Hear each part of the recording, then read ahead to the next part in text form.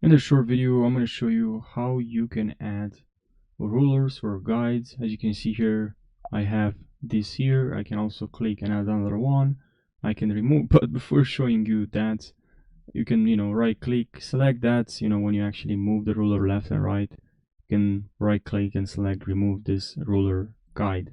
You can remove, you can click on add. It's going to show you this add for this side as well. And to add this is very simple. You're just going to have to click on tools here, and then here in tools we have rulers.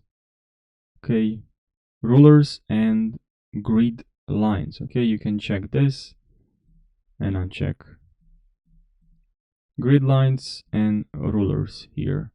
So yeah, I hope you found this short video helpful. I thought of creating this video because I didn't know at first where is this option located on Wix. So I thought of creating this tutorial. So thanks for watching and subscribe for more tutorials.